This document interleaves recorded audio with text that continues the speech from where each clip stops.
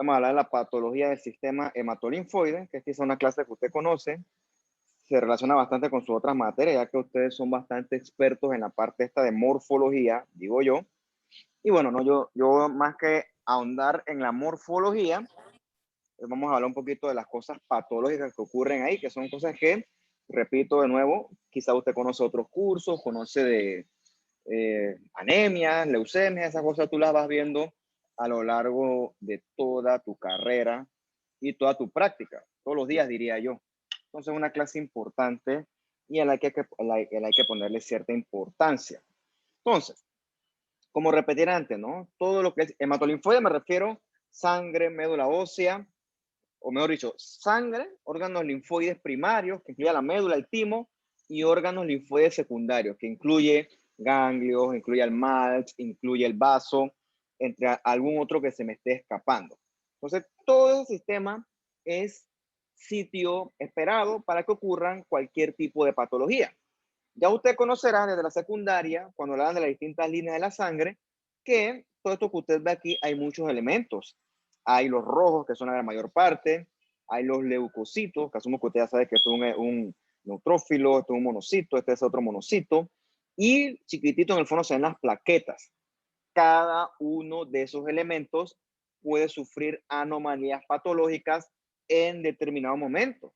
Por ejemplo, cuando se afectan los eritrocitos, lo más esperado son las anemias. Pero bueno, ¿cuál anemia? Ya veremos algunos ejemplos durante la clase. Los leucocitos, puede haber leucocitosis, puede ser secundario a cosas reactivas / inflamatorias, o también puede ser secundario a algo maligno hasta que se demuestre lo contrario y si el contexto clínico es el adecuado. Y con respecto a la coagulación y las plaquetas, usted conoce que hay distintos grados de anomalías o desórdenes hemorrágicos. Para entender cómo está la patología de estos elementos, usted debe conocer la biología de estos elementos, dónde se producen, cuál es su función, cuánto viven y también es importante saber dónde se destruyen. Otra cosa importante es que estas son enfermedades que afectan todo el cuerpo. Por eso que dice que son sistémicas. Entonces, por ejemplo, yo me acuerdo, no sé si ustedes, una pregunta que le habré hecho en un examen alguna vez a alguien, que si un linfoma puede hacer metástasis. Claro que no, los linfomas no pueden hacer metástasis y tampoco las leucemias porque se sobreentiende que ellos están diseminados por toda la sangre. Por lo tanto, son enfermedades, en este caso, neoplásicas sistémicas. Por lo tanto, el concepto de esto, metástasis no aplica, porque para que tengas una metástasis tiene que haber un origen primario. Y aquí el origen primario es la sangre o el órgano linfoide, y aquí eso es en todo el cuerpo. ¿Okay? Entonces, es un concepto importante. Entonces nosotros vamos a comenzar hablando de los eritrocitos. Entonces las anomalías es si hay muchos o hay pocos, ¿ok? Si hay pocos, esencialmente es una anemia, y si hay muchos, le llamamos nosotros las policitemias. Entonces vamos a primero hablar de las anemias, que es el gran grueso. Usted sabe que en las anemias, por la razón que sea, su sangre o la sangre del paciente en este caso, tiene menor capacidad para transportar el oxígeno. ¿Por qué ocurre eso? Bueno, vamos a verlo. Puede ser que, por ejemplo, un paciente que esté sangrando, ¿ok? Paciente que está sangrando, obviamente va a perder eritrocitos. Puede ser que el paciente esté aumentando la destrucción de eritrocitos. El ejemplo más claro que se me ocurre en este momento son las anemias hemolíticas. O puede que el paciente tenga algún defecto en la médula ósea, alguna anomalía en la médula ósea, en la cual su producción de eritrocitos esté disminuida. En cualquiera de esos escenarios, lo que tu cuerpo va a percibir es que sus tejidos están siendo menos oxigenados. Entonces tu cuerpo va a tratar de producir más eritrocitos. ¿Y cómo hace eso? Estimulando a la médula ósea, a través de factores estimuladores de colonias, en este caso de línea roja. Ese factor estimulador de colonia o factor de crecimiento, yo asumo que usted lo conoce, se llama la eritropoyetina. Cuando usted por X, Y o Z motivo hace una anemia, su cuerpo lo percibe y su riñón comienza a producir más eritropoyetina. Entonces, un paciente que cursa con anemia y ha tenido el suficiente tiempo para adaptarse, él va a tener a nivel de la médula ósea una hiperplasia de línea roja para poder compensar esa anemia. Eso es lo que en tu caso hace tu cuerpo para poder corregir este defecto. ¿Ok? En casos donde la cosa se pone muy dramática y no se corrige la causa de fondo, puede darse el evento de la hematopoiesis extramedular.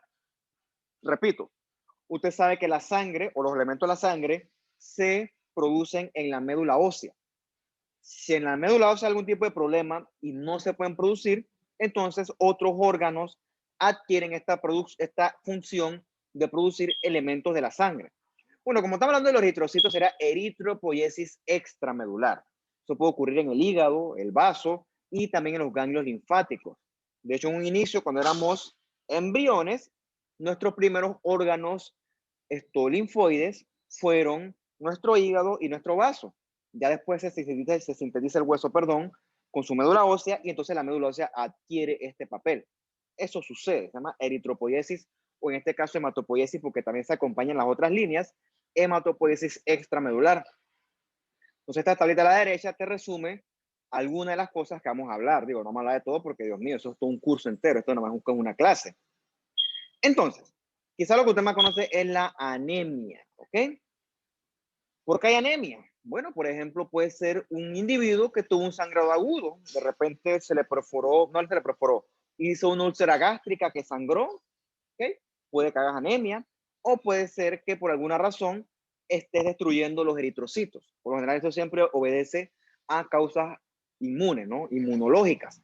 La cosa es que en cualquiera de los escenarios, cuando pasa el suficiente tiempo, tu médula ósea va a tener un aumento compensatorio de eritrocitos. Porque si estás perdiendo eritrocitos, tu cuerpo lo que va a tratar de hacer es de restituir esa población de eritrocitos. El hallazgo morfológico que indica esto es la aparición de estos sujetos en sangre periférica, que son los reticulocitos, que son los precursores directos de los eritrocitos.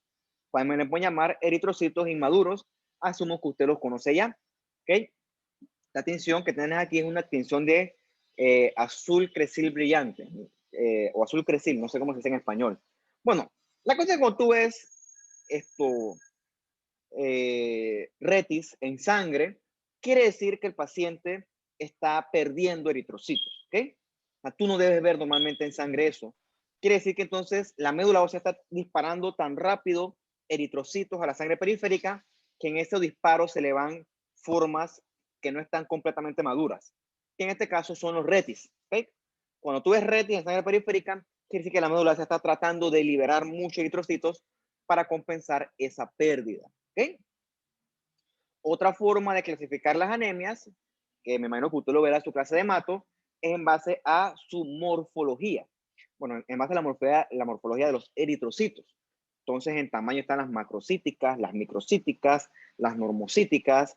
En base a su forma está ese fenómeno de la poiquilocitosis, anisocitosis, esos conceptos que alguna vez me supe, pero ya realmente no manejo tanto, menos que usted sea experto en esa terminología. Y en base al color, ¿no? Si es hipocrómica, si es normocrómica. Solo se los menciono, ¿ok? Repito, eso es harina o materia de otro curso. Bien. Otra cosa que también hacen los hemogramas, que ustedes también son expertos o serán expertos el día de mañana en el uso de estos equipos automatizados, es en el cálculo de los volúmenes. Por ejemplo, de que el VCM, el MinCell, la hemoglobina, o sea, esas son variables que se pueden calcular de forma manual, pero hoy en día eso lo calcula de forma directa el equipo, ¿okay?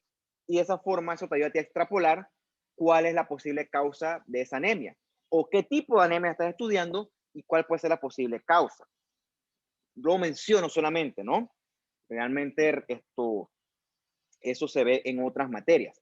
Y también, no contento con eso, los equipos también te cuentan los reticulocitos, ¿no? Ya si te mandan a hacer un conteo manual, bueno, repito, para hacer un conteo manual tú tienes que ser experto en eso. ¿Por qué con esta tinción? Porque con una tinción de rutina no se ven estos restos de ribosomas. ¿Okay? Tú tienes que resaltarlos con el azul cresil brillante. Bien, más o menos esta tablita te dice los valores normales de las variables de la sangre en hombres y mujeres, hemoglobina, hematocrito, etc.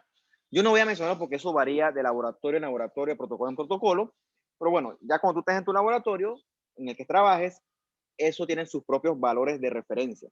siempre van en lo mismo, ¿no? De 12 a 14, 14 a 16, varían un poquito. Eso es variable, por eso que no lo voy a mencionar. Bien, tienes un paciente con anemia, ¿ok? Tiene síntomas de anemia, o puede tener, porque puede que sea sintomática. La cosa es que le hacen un hemograma y el tipo tiene una anemia, ¿ok? Entonces vamos a estudiar por qué tienes la anemia. Entonces, tienes que preguntarte, puede ser que él tenga un déficit de hierro, ¿ok?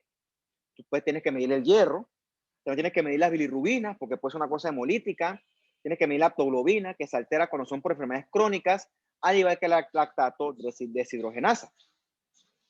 También quisieras preguntar cómo está la vitamina B12 y los folatos, porque ellos están disminuidos en la anemia megaloblástica.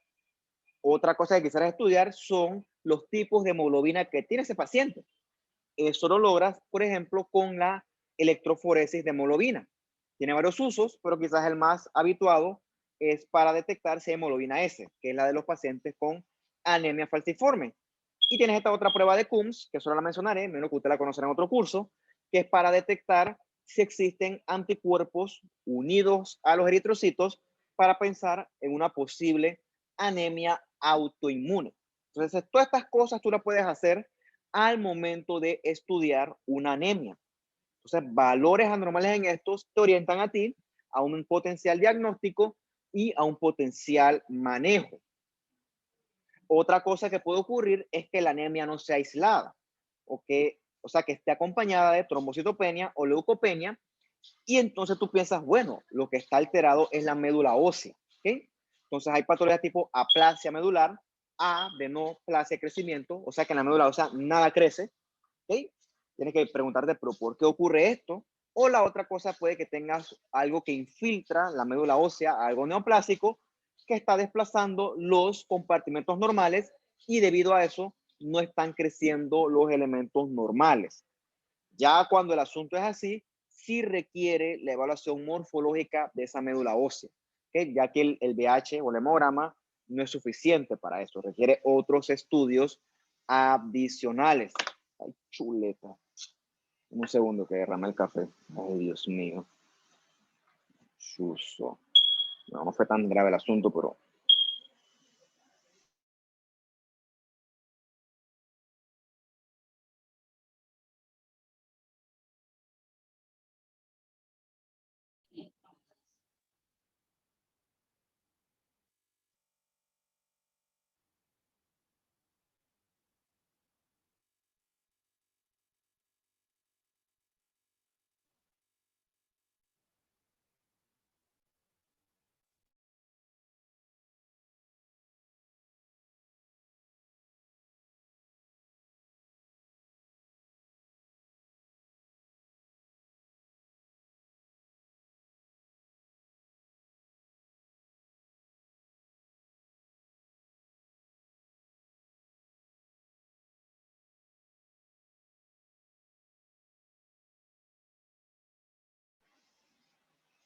listo, ahora sí. Sí, es que lo levanté y se vino pegado con el portabazo y el portabazo me desbalanceó todo. Ah, vida, loco. No, por cierto no se derramó encima de la computadora. Ya, resuelto. Después trapeo. Bien, no se derramó todo, por cierto. Entonces no era dolido. Obviamente, no es lo mismo una anemia que baja 1 gramo a una anemia que baja 5 gramos, ¿ok? O 6, 7 gramos. No es lo mismo. Entonces, dentro de las anemias, tú la puedes clasificar en base a su severidad, ¿ok? No es lo mismo de repente que yo me corto el dedito y sangro un poquito, a que yo me fracturo el fémur, Dios no quiera, por Dios, no me cuide de eso. No es lo mismo el sangrado de un hueso roto que una cortadita, y uno lo mismo que yo me corto, me da un balazo que me perfore la aorta, me explico. No es lo mismo, ¿ok? Y depende también de cuál es el mecanismo que está produciendo esa anemia. Entonces, todas estas son variables que usted debe tener en cuenta al momento de la evaluación de la anemia. Bien, vamos a dejar a un lado los traumas, balazo, accidente, cortadas, porque eso es como muy obvio. Y vamos a centrarnos en las anemias que son ya por cosas más crónicas. Porque digo, si el paciente está anémico porque le metieron un balazo, ¿qué tiene que estudiar?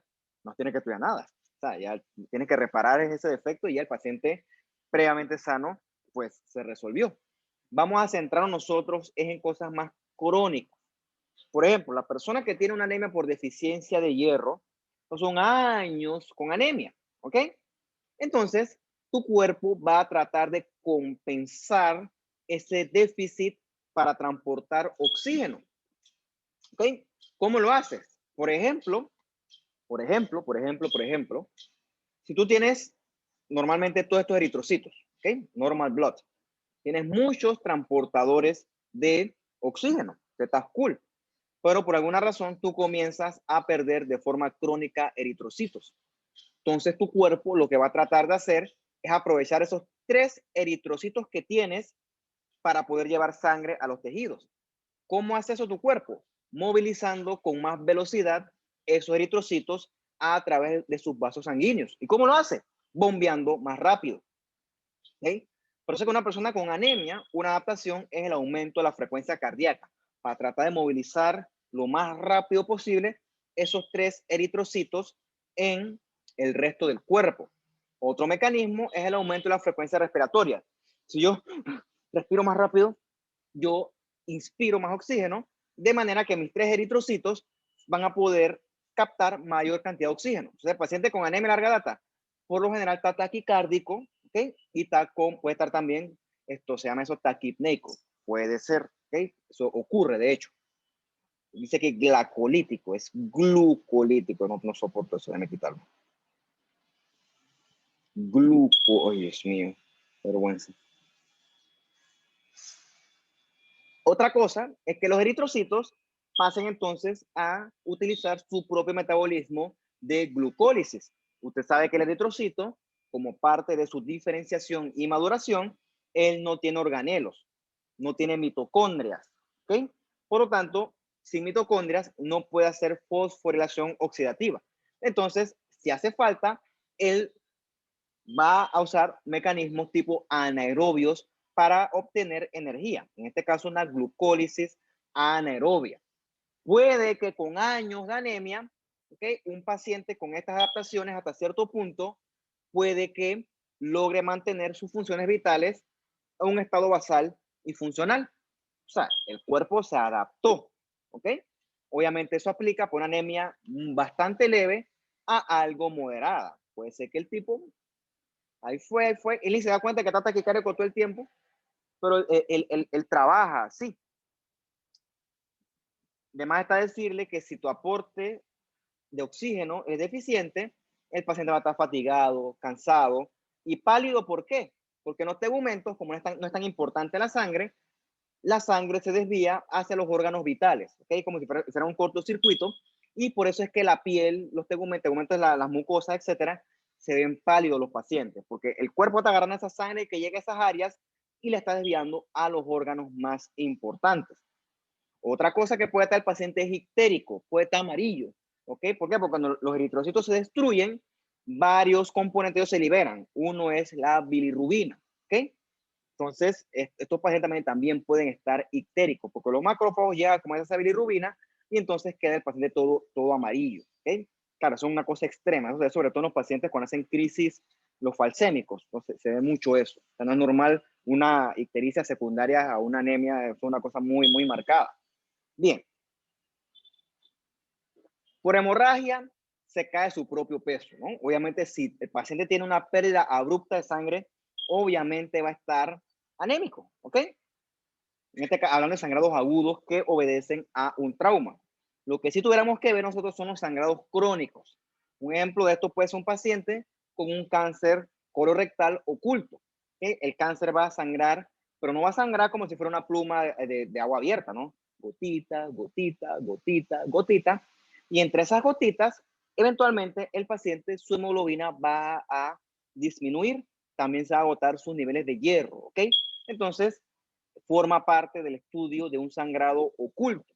En este caso también puede ser una sangre oculta en ese, etcétera. Ubicándonos en la causa colorectal. O sea, habiendo dicho esto, los sangrados crónicos no solamente son colorectales por neoplasias. Hay cualquier cantidad, ¿no? Entonces, al final del día, este paciente que está perdiendo sangre de forma crónica lo va a compensar a nivel de su médula ósea, haciendo hiperplasia de los elementos eritroides gracias, perdón, a esta eritropoyetina, que repito, es un factor estimulador de colonia para los eritrocitos o la línea roja. Recuerden que se sintetiza en el riñón. Entonces, formalmente vamos a comenzar a hablar sobre las anemias hemolíticas. ¿Okay? No es que es una, es un grupo de enfermedades que está caracterizada por la destrucción de los eritrocitos. La pregunta que tuvieras que ver tú es ¿por qué se destruyen? ¿Okay? Un statement clásico de la medicina. Usted sabe que los eritrocitos deben vivir aproximadamente 120 días. Es el tiempo promedio. Luego de eso van al vaso para ser destruidos. En la anemia hemolítica, de forma sintetizada, el eritrocito va a vivir menos de 120 días. Otra cosa importante es que como tu cuerpo está destruyendo eritrocitos, o mejor dicho, se están destruyendo eritrocitos, tu cuerpo va a tratar de compensar esa pérdida de eritrocitos. ¿Y cómo lo va a hacer? Estimulando la producción de eritrocitos a nivel de la médula ósea con la eritropoyetina. ¿Okay? Como eso está ocurriendo, también tú debes poder ver en sangre periférica a los reticulocitos. ¿Okay? Ve lo que sucede. Estos aquí que se ven como un poquito más oscuros son reticulocitos, pero en honor a la verdad, no son tan diferentes a sus hermanitos que sí son maduros. Entonces, cuando tú no puedes ver algo en el microscopio, tú utilizas una tinción para que te dé contraste. ¿Ok? Esta es la función de una tinción, contraste, para ver algo que antes yo no podía ver. Entonces, con un azul cresil, estos eritrocitos inmaduros, o sea, estos reticulocitos, sus ribosomas libres tiñen y es mucho más fácil identificarlos. Entonces, en esta anemia hemolítica, tú vas a ver hiperplasia eritroide y también reticulocitosis. Y cuando la cosa es muy extrema, debe haber eritropoiesis extramedular. Bien. La pregunta es, diablo, ¿por qué hay hemólisis? ¿Ok? Entonces, tú tienes que comenzar a estudiar la hemólisis. Entonces, la hemólisis de forma sintetizada puede ser extravascular o intravascular. Primero vamos a ver la extravascular, o sea que los eritrocitos se están destruyendo fuera de los vasos. ¿Ok? Eso quiere decir, de los vasos sanguíneos, por cierto, de los vasos sanguíneos. Eso quiere decir que los fagocitos, en este caso los macrófagos, están comiendo demasiados eritrocitos. Ese fenómeno ocurre sobre todo en el vaso. ¿Okay? Por alguna razón, los eritrocitos que llegan al vaso, con Z, todos los macrófagos se los están comiendo. ¿Ok? Eso ocurre de forma normal a los 120 días, cuando el eritrocito, su membrana, ya no se puede formar adecuadamente y entonces se quedan atascados en los cordones de Billroth del vaso, y entonces esa es la señal de que el eritrocito es viejo y por lo tanto llega el macrófago y ¡ja! Se lo come, ¿okay? Se lo fagocita. Entonces, por alguna razón, tienes un paciente que tiene muchos eritrocitos que se están atascando en estos cordones de Billroth y los macrófagos diligentemente están como un Pac-Man. ¿Okay? Este paciente con una actividad excesiva de fagocitosis en el vaso, puede que su vaso se agrande, ¿no? Porque está trabajando mucho. Se llama esplenomegalia, en inglés spleen, en inglés vaso spleen. Entonces te puede hacer una esplenomegalia porque ese vaso está trabajando en exceso. Cuando los eritrocitos se comen, se libera mucha producto de la hemoglobina. Uno de esos productos son la bilirrubina. Entonces el paciente puede tener hiperbilirrubinemia, ¿okay? Exceso de bilirrubinas, en este caso no conjugadas, busquen por qué, y también puede estar amarillo, ¿no? Porque se deposita ese exceso de pigmento en la piel. Entonces, pero es una cosa aguda y extrema. ¿Okay? La pregunta es, ¿por qué el paciente está destruyendo tanto eritrocito en el vaso? Bueno, ahorita vamos para allá. Y lo otro puede ser, la más clásica, una hemólisis intravascular. Vamos a pasar allá. Y en esto que está aquí, me asumo que usted conoce qué es, ¿no? A la perfección. Es un vaso, ¿ok? Un vaso lleno de sus elementos linfoides. Ve aquí los grados linfoides. Esto que está acá es la famosa PALS, la vaina periarteriolar que se encuentra en el vaso. Cuentan los folículos, ya dije, los agregados linfoides. y todo lo rojo en el fondo que se ve es la pulpa roja con sus característicos pliegues, cordones de Billroth, ¿ok? En esos cordones, los eritrocitos normales pasan porque su membrana se deforma y pasan libremente. Cuando son viejos, ya no son tan flexibles y entonces, trácata, se quedan atascados ahí. Esa es la señal para que el macrófago venga y ¡ja! Se lo coma. Eso ocurre a los 120 días. Pista. ¿Por qué un eritrocito se puede quedar atascado en los cordones de Billroth? Bueno, porque su membrana ha perdido capacidad para deformarse. O sea, que tiene una enfermedad que te altera la membrana plasmática del eritrocito. ¿Qué enfermedades pueden hacer eso? ¿Ok? Se altera la morfología del eritrocito. ¿Okay? Más adelante vamos a ver. Bien.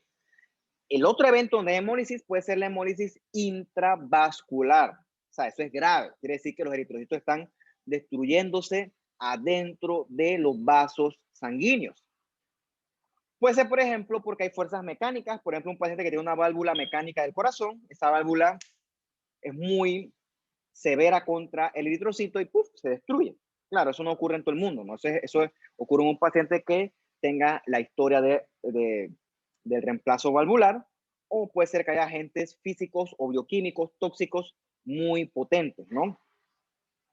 Si el paciente está destruyendo eritrocitos dentro de los vasos, ¿ok? Y me hace con mi café. Si el café yo agarro y pluf, lo volteo, todo el piso y todo yo me va a quedar todo lleno de café. O sea, los cadáveres de eritrocitos van a quedar dentro del vaso. O sea, si te agarras un eritrocito y crácata, lo rompes, ¿qué se libera? ¿Ok? Se libera hemoglobina. Entonces, el paciente va a tener hemoglobina libre en exceso en sangre y eventualmente esa hemoglobina va a llegar al riñón y se va a excretar por la orina. Entonces, el paciente también puede tener hemoglobinuria. ¿Ok? Bien, vamos a ver unos ejemplos donde se da anemia hemolítica. Y una enfermedad clásica, que yo nunca he visto, por cierto, porque aparte es rara, es la esferocitosis hereditaria, que asumo que usted sí la habrá escuchado en algún otro curso. Rara, pero clásica. En esta enfermedad hay defectos en los componentes que forman parte de la membrana plasmática del eritrocito que hacen que él se deforme y se forma una bolita, una esfera. Entonces se llama esferocitos. ¿Qué ocurre? Sí, una bolita bonita, pero no tiene la capacidad de deformarse como lo haría un eritrocito normal. Por lo tanto, él va a tener dificultad a pasar a través de los pliegues, ¿qué pasa con los pliegues? De los cordones de Billroth. Entonces, este es un eritrocito que se va a quedar atascado en el vaso. Por lo tanto, él es susceptible de quedarse atascado y entonces ser destruido por los macrófagos. Esa es una causa de hemólisis extravascular. Estos defectos en la membrana se dan de forma autosómica dominante. ¿Qué ocurre? Los elementos que se alteran en la esferocitosis ocurren a nivel del citoesqueleto, ¿ok? Y también componentes de la membrana plasmática son anormales. Componentes como la proteína banda 3, la anquirina, la espectrina. No entra en eso porque ya eso es muy me enredo, ¿no? Entonces, estas mutaciones en estos genes que codifican estas proteínas hacen que la membrana sea anormal, ¿ok? Entonces, por lo tanto, ese es un eritrocito que va a tener dificultad para poder movilizarse entre los capilares más chiquititos, dentro de los cuales están incluidos los que se encuentran a nivel del vaso. Bien. Paciente con hemólisis, obviamente, o no obviamente, ¿no? Tienes curiosidad, le hacen un frotty de sangre periférica, ustedes lo ven, y lo que ven son estos eritrocitos grandes y redondos, ¿no? Y tienen como un centro claro, pálido, también otra palabra para decirle. Esos son, desde el punto de vista morfológico, los famosos esferocitos, redonditos, ¿ok? Una causa clásica del esferocito es que tiene fragilidad osmótica. O sea, que es un eritrocito que su pared está tensa. O sea, que si lo pones en un medio donde le entra agua, el puff se va a romper. Entonces, ¿en qué medio es en el que el agua entra desde el compartimiento extravascular, perdón, intersticial no, perdón, voy para atrás. ¿En qué medio es el que tú meterías el eritrocito desde el compartimiento extracelular y el agua pasa al intracelular? ¿Okay? ¿Qué solución favorecería que el agua pasara de extracelular a intracelular? ¿Una salina hipertónica, una isotónica o un agua destilada? ¿Okay? Se los dejo para que ustedes lo piensen y me comprometo a preguntárselos en el siguiente quiz, que es la otra semana. O lo otro que quisiera plantearles es para el taller. Tenemos un taller pendiente que, bueno, eso lo tratamos después porque si no me pongo a hablar de cosas que no hay en la clase. Pero póngase a pensar en eso. ¿En qué medio tú pones un eritrocito que se llena de agua y si un esferocito puede que se reviente? Después ustedes lo buscarán.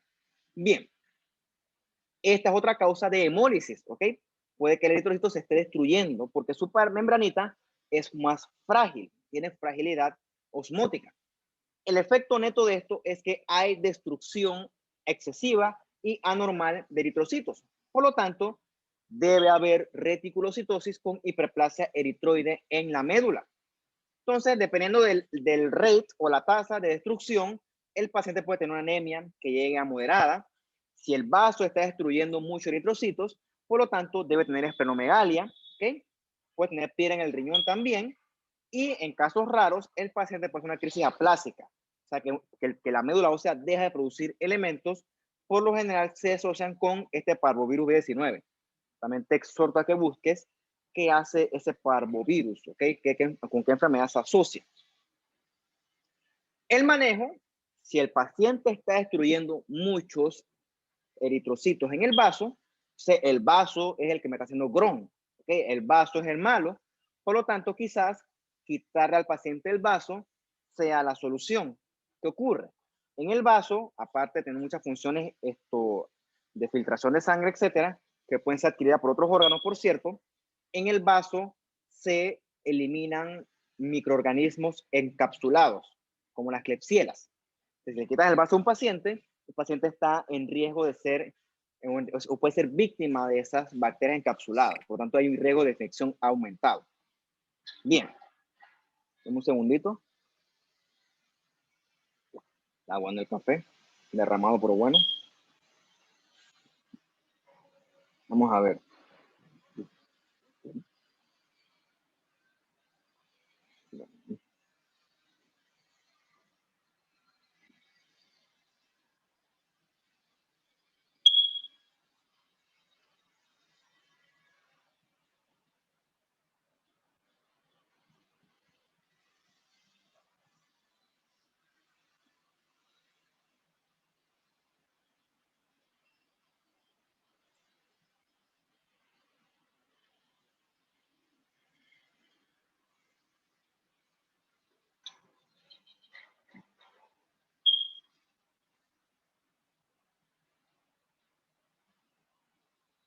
Un segundito. Vamos a seguir, pues. Bien. Otra enfermedad donde puede haber hemólisis es esta clásica, ¿no? La anemia falciforme. La anemia falciforme pertenece a las hemoglobinopatías, ¿ok? O sea que en ese tipo de enfermedades hay mutaciones en los genes que codifican la hemoglobina, de manera que la hemoglobina que tendrá ese paciente es una hemoglobina anormal. Dentro de esas, la bandera la lleva, o el flagship, es de la anemia falciforme. ¿Qué ocurre? En la anemia falciforme está mutado el gen que codifica la beta-globina, de manera que la hemoglobina que se sintetiza es una hemoglobina anormal llamada hemoglobina S. ¿Okay? La S viene de sickle cell disease. Esto se hereda. Entonces, que si usted se quiere casar, uno de los requisitos es que le hagan una electroforesis de proteína para ver si usted es falsémico o al menos portador. ¿Okay? Entonces, mire, curioso, ¿no? Mire aquí el fuerte de sangre periférica y ve los eritrocitos. Parecen como unos guineos o unos plátanos o un sickle, una hoz. Entonces, es clásico verlo en el paciente con anemia falciforme. Son fáciles de ver. También tienes eritrocitos con hipocrómicos, ¿ok? Claritos, pálidos. Entonces, son otros hallazgos que usted verá en el frote de sangre periférica, que yo asumo que usted conocerá con más detalle en su clase de hematología. Una cosa, ¿qué hace con ese gato? Una cosa curiosa de la medicina, ¿no? En los sitios donde hay mucha malaria, hay mucho plasmodium, hay muchos mosquitos que transmiten esos plasmodium, sobre todo en África, tú encuentras mucha prevalencia de anemia falciforme. O sea, es anormal en comparación con otros sitios geográficos. Se ha postulado, se ha propuesto que estos eritrocitos sickle, ¿ok? Ellos no son casitas adecuadas para el plasmodio. Por lo tanto, el paciente le puede dar malaria, pero no va a tener casitas para vivir. Entonces, teóricamente, es una protección contra el plasmodio. Claro, ¿no? Tienes anemia falciforme, pero no tienes malaria. ¿Qué es mejor, A o B? Les exhorto a que si les interesa lo busquen. Eso es bastante curioso. Bien. De forma o en conceptos o en términos bioquímicos, la hemoglobina es una proteína constituida de 4 subunidades. Por lo tanto, es un tetrámero, ¿ok? 2 cadenas alfa, 2 cadenas beta, ¿ok? Una persona sana debe tener mayor cantidad de hemoglobina tipo A, 96%. ¿Qué ocurre? En el paciente con anemia falciforme, que la vamos a llamar el falcémico porque es más corto, esa hemoglobina A se reemplaza por hemoglobina S. A diferencia del portador, que tiene una menor cantidad de hemoglobina S y tiene todavía hemoglobina A. Por eso el portador no tiene tantos síntomas o no tiene síntomas en comparación con el paciente que es falcémico per se como tal. ¿Qué es lo que ocurre con esa hemoglobina S? Parece algo tonto, pero es súper característico. ¿Qué ocurre?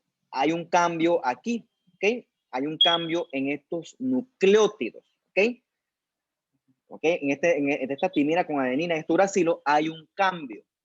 La codificación de esos nucleótidos hace que en vez de haber un glutamato como está acá en lo normal, se codifica es una valina en esa posición 6 de la beta globina.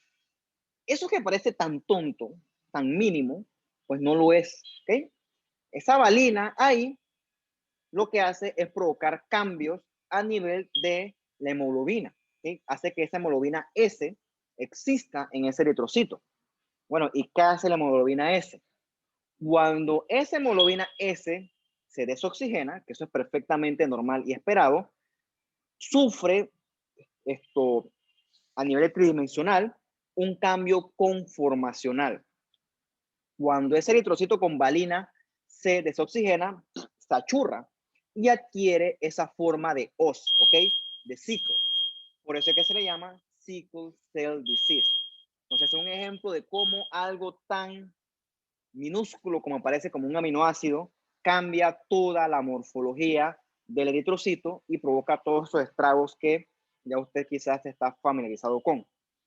Entonces, cuando un paciente con anemia falciforme sufre algún tipo de desoxigenación, por la razón que más te guste, ponte que el tipo se le ocurre ese ejercicio, sufre algún grado de menor oxigenación, sus eritrocitos con su hemoglobina S se deforman, sufren cambios conformacionales y tú comienzas a ver esto, ¿ok?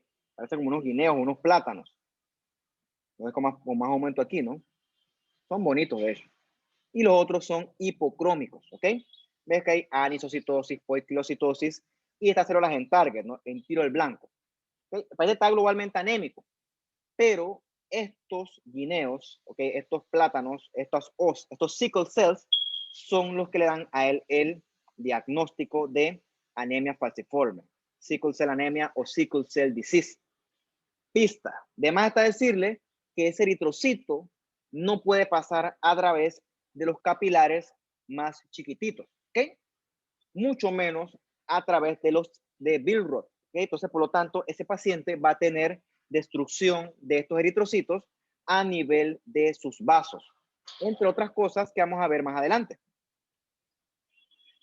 Si lo que frega el paciente ese es desoxigenarse, teóricamente, y en mundos ideales, la oxigenación teóricamente corregiría esto. Pero claro, no que va a tener un paciente con un tanque de oxígeno per se, como que no. Entonces, el paciente además está decirle sufre mucho, ¿okay? El paciente tiene muchos síntomas. ¿Por qué? Porque cuando el eritrocito se deforma, también tiene anomalías electrolíticas a nivel de transporte de la membrana del eritrocito, que tiene pérdida de agua, alteración de potasio, de calcio. Y esto es lo que ocurre. Normalmente el eritrocito debe pasar en el capilar libremente, se deforma. Pero estos eritrocitos sickle se amontonan en los capilares y los obstruyen.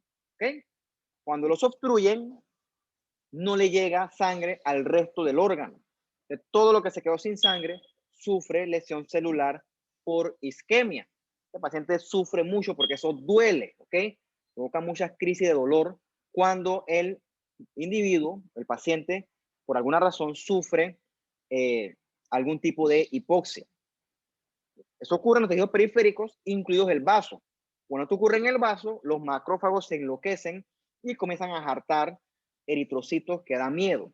Entonces, que el paciente también te hace crisis de hemólisis rapidito, ¿ok? Bien. Como hay destrucción de esos eritrocitos falciformes, ¿ok? Por lo tanto, el paciente va a estar anémico, dependiendo de el insulto, de la hipoxia, como sea, va a ser por lo menos moderada a severa. Como hay destrucción de eritrocitos, se van a liberar los componentes del eritrocito, incluidos la bilirrubina. Por lo tanto, el paciente puede estar con hiperbilirrubinemia y también con ictericia. El clásico, un paciente de anemia falciforme está amarillo, los ojos amarillos, la esclera sobre todo, no la piel, todo ictérico. Le hace un frotis y aparte de tener sickle cells, también va a tener reticulocitos. Va a tener también anefrocitosis, poiquilocitosis, etcétera. ¿Okay? Es un montón de cosas en el frotis de sangre periférica. Pero lo que diferencia esta, por ejemplo, de la ferocitosis es la existencia de los sickle cells. Además está decirle, ¿no? Que se obstruye el vaso sanguíneo se obstruye y por lo tanto no le va a llegar sangre al tejido, no le va a llevar oxígeno, glucosa, etc. Entonces el paciente te va a hacer crisis con isquemia. ¿Por qué ocurre esto? Bueno, pues, o con qué se asocia, con infecciones, con deshidratación, con eventos más dramáticos como acidosis. ¿Okay? Estos eventos hacen que el eritrocito tenga mayor tendencia a deformarse dentro de los vasos sanguíneos. Entonces, al deformarse, el paciente te va a hacer estas crisis vasooclusivas. O sea que los vasos se obstruyen, que eso provoca dolor y daño tisular en los tejidos periféricos, infarto de los huesos, infarto del fémur, ¿okay? Infarto con hipoxia. Te pasa un SB porque en los vasos del cerebro también se amontonan esos eritrocitos y provocan obstrucción. Eso lo puede matar, ¿ok? Eso es una causa importante de muerte en estos pacientes. De hecho, ellos no viven mucho, viven como los 50 años, un poquito más quizás. Porque es como tú previenes eso, ¿no? Es un poco difícil prevenirlo porque son condiciones que no siempre se pueden evitar. También te pasa una crisis aplásica, o sea que la médula ósea queda sin producción de eritrocitos, ¿ok? Tú ves aquí los eritrocitos retenidos en una médula ósea, ¿ok? No, se quedan atascados en los lúmenes vasculares. ¿Ves? Todos son eritrocitos falciformes, todos estrellados, o sea, no pasan. Entonces, este vaso de este paciente con anemia falciforme es un vaso que está trabajando constantemente. Él no lo sabe. El vaso trabaja es destruir eritrocitos. ¿Okay? Por supuesto, un vaso que va a estar grandotote, porque hay hiperesplenismo. Trabaja demasiado. Por lo tanto, no contento con, es un vaso no funcional para bacterias encapsuladas, Klebsiella, neumococo, etc. Por lo tanto, es un paciente que va a estar susceptible a infecciones y también a autoinfartos, ¿ok? Por exceso de congestión, de exceso de eritrocitos. Por lo tanto, el paciente va a tener esplenomegalia también. Como dice aquí, no según el libro, la mitad vive hasta los 50 años. Muchos fallecen antes de tiempo, quizás otro que se cuide más o otro menos salado vivirá un poquito más. También puede ocurrir. Con respecto a esta parte de las inmunes, solamente lo mencionaré porque, pues, creo que usted lo verá con más calma en su clase de inmunología, hematología, et al. Por alguna razón, se te pegan anticuerpos a la membrana del eritrocito, ¿ok? Y los destruyen.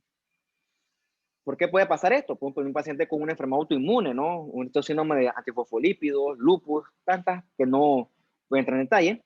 O puedes tener un gatillante, por ejemplo, un medicamento que te dispare una anemia hemolítica.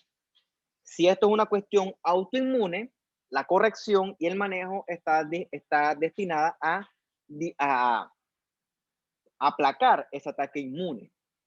¿Cómo lo aplacas? Encontrando la razón por qué ese anticuerpo está destruyendo eritrocitos. La prueba de Kunz en este caso es muy útil para discernir ese evento. Solo lo menciono porque, repito, eso no es de mi materia. Bien. Tienes paciente más tarde, ¿no? ¿Hiciste la tarea ya? Sí. La rúbrica. ¿Qué tal? Dale, pues. Vamos más tarde entonces.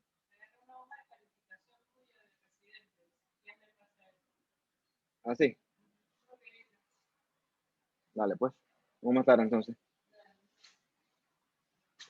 Bien, otra enfermedad que usted conoce ya también de su curso de parasitología, que usted da mejor que yo, o más que yo en más cantidad, es la malaria, ¿no? De la estadística la omitiré, usted la lee si quiere, porque la estadística, como le repito, es del libro. Y los gringos que son Trans Plus Ultra, obviamente allá la malaria no es una cuestión que les afecte tanto como a nosotros los tercermundistas. Usted sabe que la malaria la provocan los parásitos de la familia, los plasmodium, ¿no? Los plasmodium, sobre todo los falciparum, y están otros montón que yo ya verdad ni me acuerdo ya. Esos plasmodium los transmiten los mosquitos anófeles, ¿ok? Entonces, teóricamente, como toda enfermedad por vectores, el tratamiento o el manejo está orientado a eliminar al vector. Fuera de una enfermedad infecciosa por parásitos, lo que ocurre es que el parásito se mete al eritrocito, hace su ciclo, que usted conocerá mejor que yo, y entonces, ¡puf!, destruye el eritrocito. Por eso en ese escenario también puede ser considerado un tipo de anemia hemolítica. ¿Ok? El problema es que estos plasmodium pueden llegar a los vasitos del cerebro y provocar malaria cerebral. También pueden, por ejemplo, favorecer la adherencia del eritrocito al endotelio y eso también provoca eventos vasoclusivos. Entonces, en ese sentido, la malaria se asocia a hemólisis, ¿ok? Como destruye eritrocitos en los vasos, puede estar asociado a hemoglobinemia, hemoglobinuria y con la ictericia, ¿no? La malaria es famosa ahorita con el COVID porque se trata con hidroxicloroquina y también con manejo de soporte, si viene al caso. Bien, eso con respecto a la anemia hemolítica, ¿no? Vamos a tomar aquí unos 2 minutos y seguir.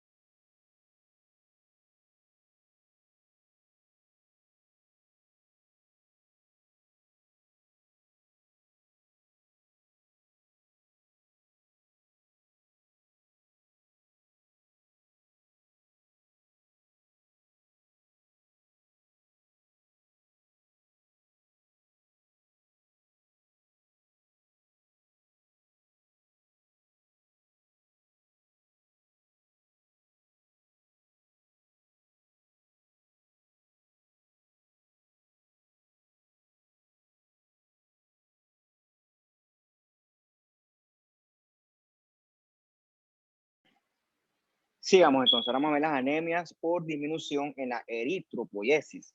O sea que hay algo que está disminuyendo la producción de eritrocitos a nivel de la médula ósea. Bueno, hay varios tipos. Tienes que ver, por ejemplo, también cuáles son los elementos que sirven para sintetizar eritrocitos. Y quizás el más clásico de esto es el hierro. O sea que teóricamente una persona con deficiencia nutricional en el hierro, en la dieta, ¿ok? Porque no es que uno come hierro, porque Dios mío, uno come hierro como parte de la dieta. Si mi dieta es deficiente, probablemente entre muchas otras alteraciones que pueda tener yo, también puede ser importante que yo tenga algún grado de anemia asociada a la deficiencia de hierro. Entonces, todos estos alimentos que usted ve aquí, lentil, creo que es lentejas, espinaca, guacala, con flake más o menos, vaso de beef, vaso de vaca, blah, hígado de puerco, blah, almejas, aceptable, papas, me quedo con las papas, las lentejas y quizá el conflake. Me corregirán si a usted le interesa algo más. El punto es que si yo tengo una dieta balanceada, teóricamente yo no tengo por qué sufrir una anemia por deficiencia de hierro. Esto se orienta más que todo a una dieta no balanceada. Gran parte de este hierro se almacena dentro de la hemoglobina. ¿Okay? También hay proteínas que almacenan el hierro. Ahí está involucrado este tema de la cinética de hierro que nosotros conocimos o estudiamos mejor en el curso anterior de fisiopatología, con la hemosiderina y la ferritina, donde el hierro también se almacena en el vaso, músculo esquelético, médula ósea, etc. En este sentido, si tú estás sospechando de una anemia por deficiencia de hierro, no solamente es útil medir el hierro sérico, también es útil medir los depósitos de hierro por medio de la ferritina. ¿Ok? Son como un sitio donde el hierro se deposita. También es útil medir y comparar con la transferrina. La transferrina transporta el hierro en la sangre. ¿Qué ocurre? En condiciones normales, todos los días perdemos hierro, ¿ok? Pero ese hierro se compensa con lo que obtenemos de nuestra dieta. Un buen balance. Mucho hierro no es bueno, poco hierro tampoco es bueno. Siempre todo bien balanceado. Entonces, ¿dónde nosotros vemos deficiencia de hierro? ¿Ok? Ya les puse el ejemplo de la dieta, pero por ejemplo, puede ser un individuo que está perdiendo sangre de forma crónica y no lo ves. ¿Ok? El ejemplo clásico es un sangrado gastrointestinal, que se me ocurre ahorita por un tumor que está sangrando ahí y tú no te das cuenta porque no es sintomático. Y también se asocia con mujeres que tienen sangrados menstruales muy profusos. Concepto para esto es la metrorragia, ¿no? Y también pueden ser anormales, también le llaman menometrorragia. Está descrito, ¿no? Pero, o sea, mujeres que sangran mucho en su periodo menstrual, eso se asocia con deficiencia de hierro. Obviamente la dieta es un factor importante, o puede ser que tu dieta sea adecuada, pero tu absorción es inadecuada. Por ejemplo, puede ser con enfermedad celíaca, que eso es bastante raro, o un paciente que lo operaron del estómago, le hicieron una gastrectomía, y entonces él absorbe menos hierro, pues entre otras cosas. Como esto es una cuestión crónica, tu cuerpo va a tener chance de compensar esta anemia. Por lo tanto, estas anemias deben ser asintomáticas. El paciente ni se da cuenta que él está anémico y él vive con eso. O, en tal caso, ser bastante leve. Porque, repito, a diferencia de las anteriores, donde la destrucción de eritrocitos es abrupta y es masiva, estas anemias son más lentas, más crónicas, más leves. Un fenómeno curioso que pueden tener estos pacientes con anemia por deficiencia de hierro es pica. Picas son la gente que come tierra o come cosas que no son comibles, no son edibles. Eso yo nunca lo he visto, por cierto, pero supuestamente las embarazadas a veces hablan de que, sí, que yo vi la tierra, así la tierra así, y dice que el agua, la boca se les hace agua, así como cuando tú ves una hamburguesa del Burger Wiki, que bestia, qué locura. No, alguien me contaba alguna vez así, hablando, que este individuo que estaba embarazada veía la tierra y se saboreaba la tierra. Quizás porque en el fondo tiene algún grado de anemia, de anemia por deficiencia de hierro, y biológicamente ya está detectando que en esa tierra hay hierro. Eso tú la ves un rato y después te vas dándole a la tierra. Repito, nunca lo he visto, pero está descrito en la literatura. Bien. ¿Qué usted va a encontrar en el frotis de sangre periférica de este paciente con anemia por deficiencia de hierro? Los eritrocitos ve que están claritos, casi blancos, ¿ok? Están hipocrómicos, y también son chiquititos, por lo tanto van a ser microcíticos. Como esto es lento, progresivo, esto es una anemia leve, por lo tanto, el paciente va a tener síntomas si es que tiene muy leves, pero esto no lo va a poner en peligro su vida, ¿ok? Una cuestión más leve. Obviamente, la corrección aquí está en buscar la causa de fondo. Si es un cáncer o un tumor escondido, operar o corregir ese cáncer. Si es la dieta, compensar con la dieta y así nos vamos, ¿ok? Otro ejemplo que usted puede ver es la anemia por o secundaria a pacientes con inflamación crónica. O sea, que son pacientes que son enfermos forever, de larga data, ¿ok? Un ejemplo clásico de esto es el paciente hospitalizado. Entonces, es muy parecida a la anemia por deficiencia de hierro. ¿Por qué? ¿Qué ocurre? Este paciente con una inflamación crónica es secundaria a una inflamación sistémica. Para tener cierto grado de inflamación de base y esto hasta cierto punto suprime la eritropoiesis. Se asocia, por ejemplo, a una infección crónica, como por ejemplo la osteomielitis. La osteomielitis es una infección obstinada, duro de tratarla, ¿ok? Entonces el paciente es un paciente que con el tiempo va a estar debilitado, porque es un paciente que siempre está enfermo, y más si esa osteomielitis, por ejemplo, se asocia a una diabetes, que eso es forever, paciente que siempre está enfermo, ¿no? Obviamente una enfermedad autoinmune, que eso no se cura, empeora con el tiempo, o un cáncer de base. ¿Qué ocurre? Todas estas enfermedades de base son crónicas, forever, ¿ok? Eso activa o secreta la interleucina 6, que eso favorece la secreción de hepcidina. Esta hepcidina bloquea la transferencia de hierro hacia los precursores eritroides.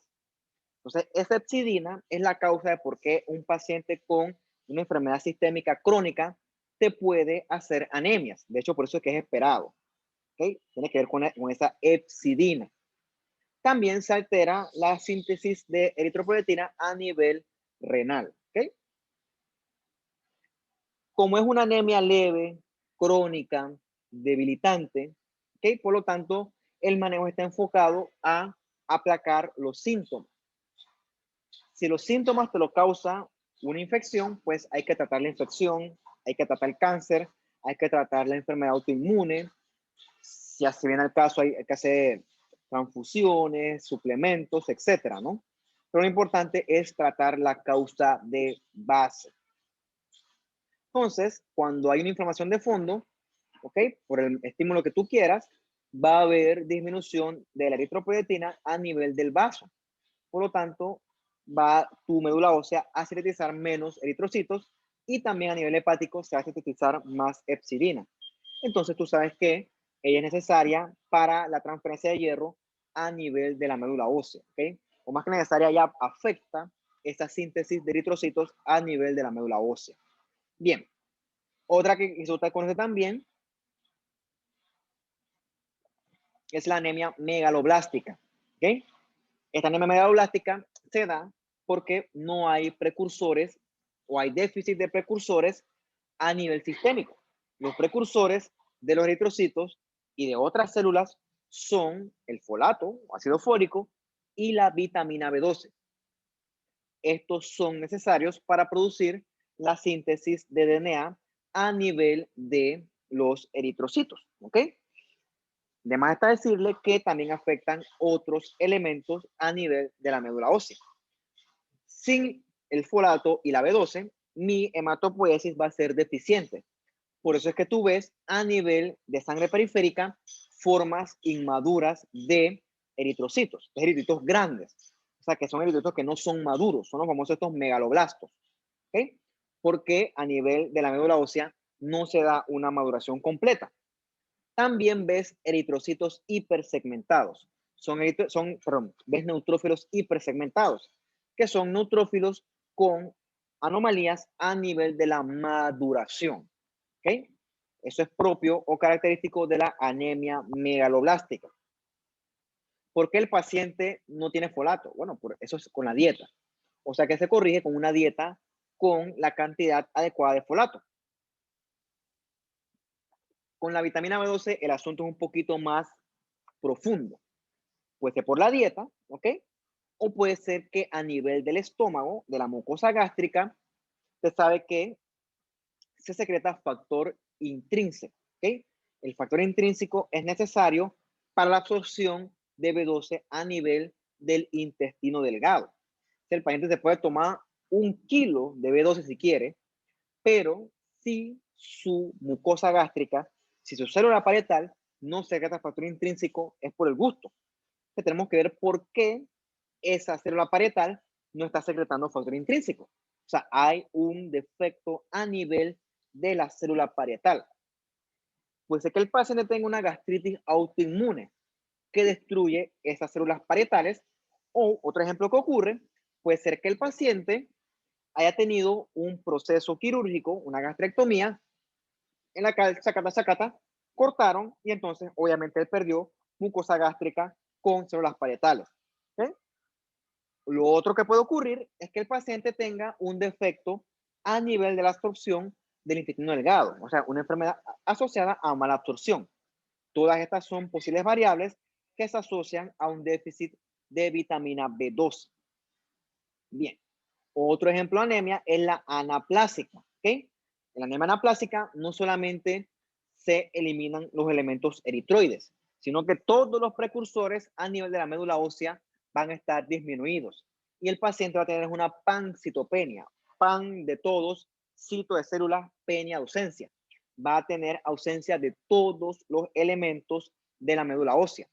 Esta que ataca a la derecha es una médula ósea normal, ves megacariocitos, ves elementos eritroides y elementos de la granulopoiesis.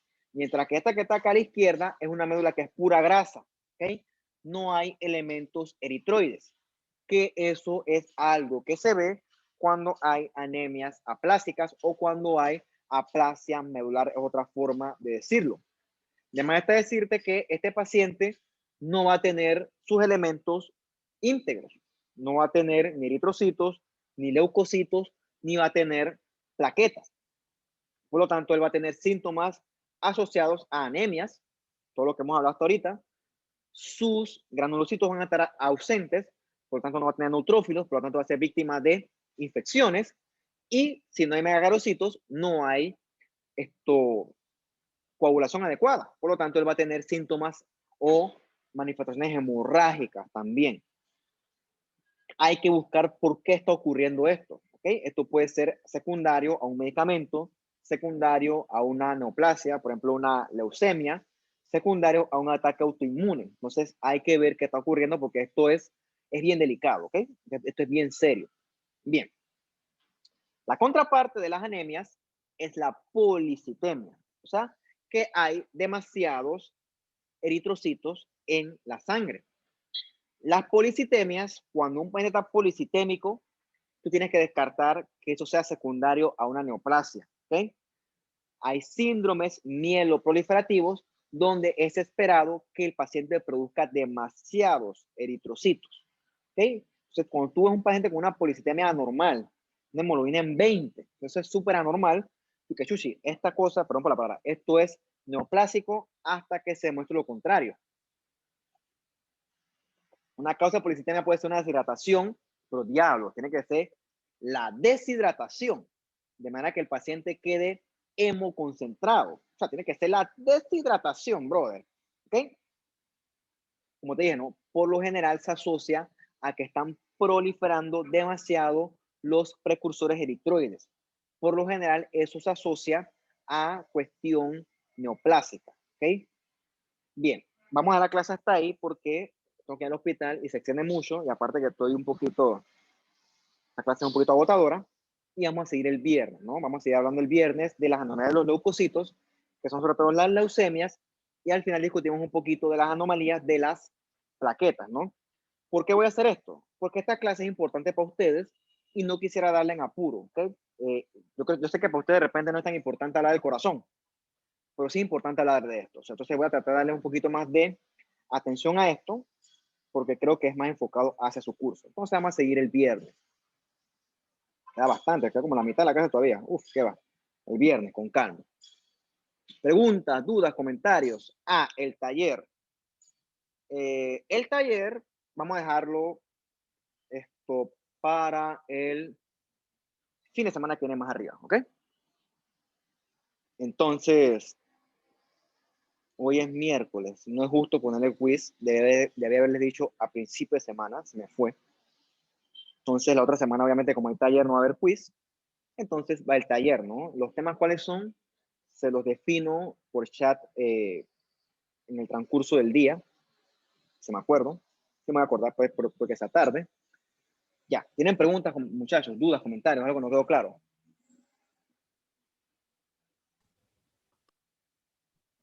No, No, profe. profe, está bien. No, profe, sí está bien. Todo clarinete. Listo, pues. Entonces, esto no éramos el viernes, entonces, muchachos. Pues cuídense, que estén bien y me voy yo a hacer mis cosas. Chao, hasta luego. Chao, profe.